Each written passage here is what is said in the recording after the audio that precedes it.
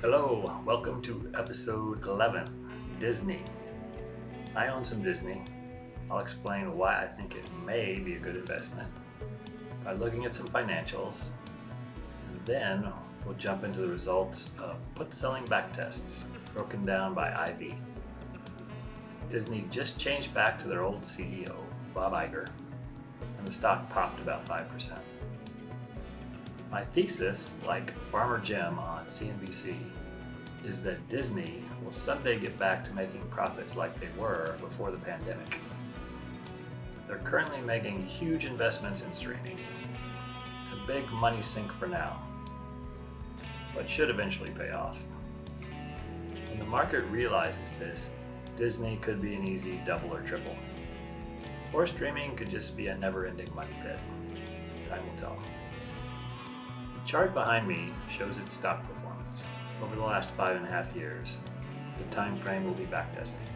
A little mountain and a big mountain. This is right before the pandemic, and the money printing mountain and current bear market. Anyway, I'm not a financial advisor. This isn't financial advice. Do your own research before buying Disney or selling puts on Disney. Watermelon Monster. Good stuff when reading financials. So we're on Yahoo Finance on their financial tab for Disney. And over here is their revenue and earnings over the last 4 years. You can see in 2019, before the pandemic hit, they had a nice profit margin, made $11 billion. But then the pandemic hit, and then investments in streaming have just killed their profits. But the revenue looks like it's going to keep growing. If they can figure out how to make streaming profitable, I think they'll get back to this point and even beyond it. So now we're on the statistics tab for Disney on Yahoo Finance. And I've got enterprise value highlighted. So it's about almost 40 billion more than market cap, so they're about 40 billion in debt, which isn't huge for a company the size of Disney with their earnings, long-term earnings, potential performance. But they've got some acquisitions on the horizon, like they need to buy the rest of Hulu, and then they may make other acquisitions, like I've heard people talk about Roblox, which would be a big acquisition for them. Their forward PE is not real high, but again, my thesis is they'll get back to making the kind of money they made before the pandemic. So in 2 or 3 years, this PE is going to be a lot lower once they can figure out how to make money on streaming, cut some costs. Disney stopped paying a dividend during the pandemic. Now that they're investing so heavily in streaming, they might make acquisitions and have a bigger debt load. I don't think they'll be paying a dividend anytime soon. I'll be watching their financials the next few quarters. I've got patience for Disney, but I'd like to see their streaming business move toward becoming profitable over the next few quarters. Anyway, let's move on to backtests, selling Disney puts, broken down by implied volatility. Here's the Disney backtest aggregation chart for put sellers. The total legs in all these backtests was 18,495. Profit loss per leg was about 19 cents. So put sellers had a slight edge over put buyers in this time frame. Just soak in this chart, pause the video, stare at it for a minute, and see if you can make sense of it.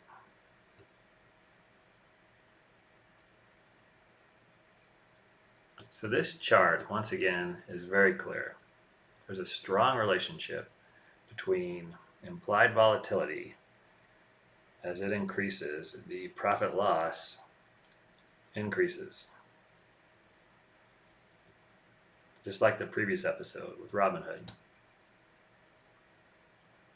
Disney's a little bit different than RobinHood in that RobinHood, the low IV puts just got killed. They lost a ton of money, where Disney was pretty steadily losing, not much, until it got to about 0.4 IV, and then it started winning, and then it really started winning about 0.62, and did fantastic towards the end, the highest IV. So each pair of blue-green bars is a backtest of about 1,000 legs and restricted to a certain range of IV. All these legs are from a 5-year time period between January of 2017 and August of 2022. So about 5.5 years actually. The light blue bars is the average length of a leg in days. You can see it kind of slopes downward here towards the end as implied volatility goes up. I don't know if that's super significant, but it's interesting that the legs get shorter as IV goes up. Anyway, let's take a quick look, just run through a slideshow of all these individual backtests. All right, backtest slideshow. Each chart in this slideshow is a backtest from the put seller's perspective. The implied volatility will go up in each slide. I've set the IV ranges to capture about 1,000 legs in each backtest. Here's the first one with the lowest IV, 0.1749 or less.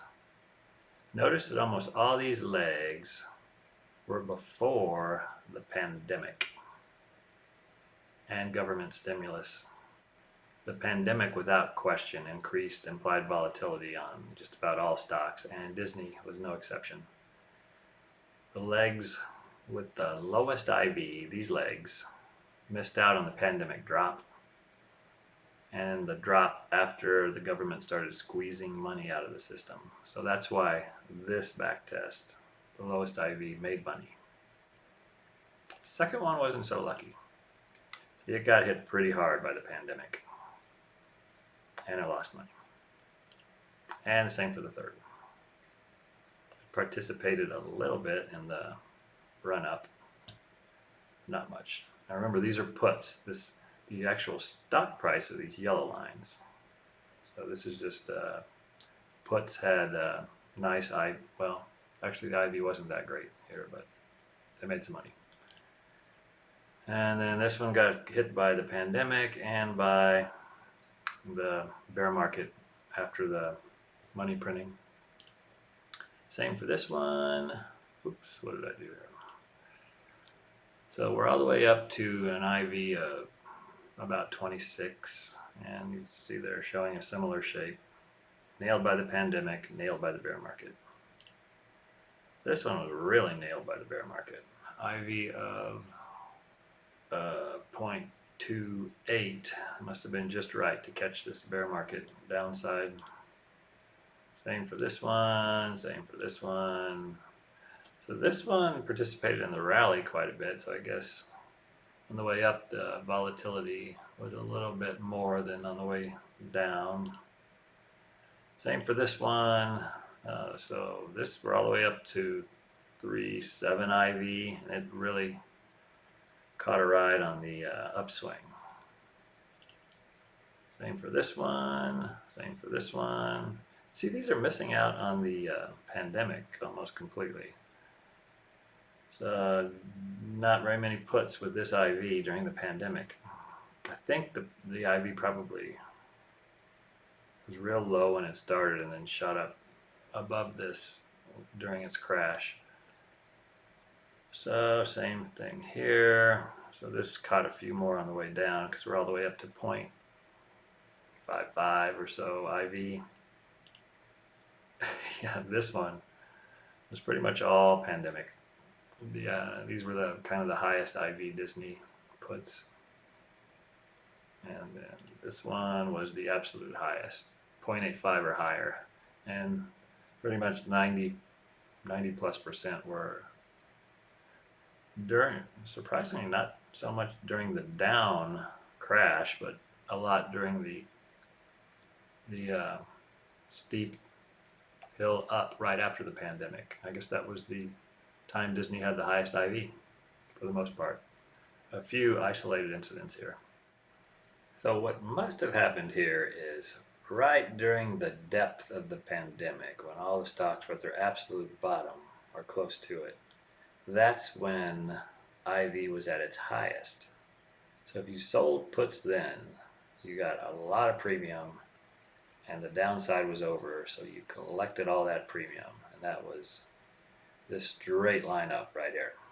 Congrats to those people.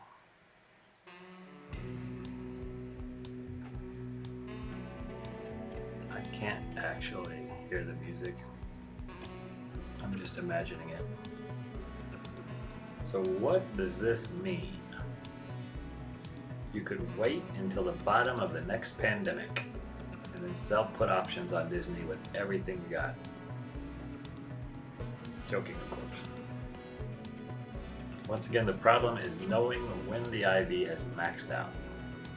How do you know when you're in a period of Disney's highest IV? You probably won't until many months afterward. You just have to consider your risk tolerance and use your best judgment. My typical put selling occurs when a great company like Disney spikes down. As long as I think it's short term, less than 5 years, I'll pounce. IV will spike up and I'll get some nice premium. And I may get assigned and get to own. These backtests reinforce my belief in this strategy. But I'm not a financial advisor. This isn't financial advice. It's just a look at the data with some unproven commentary from yours truly. Let me know what you think of this episode.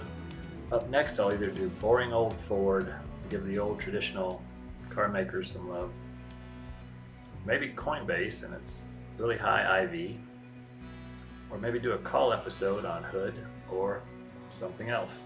Thanks for watching until the end. Please like, subscribe, and comment.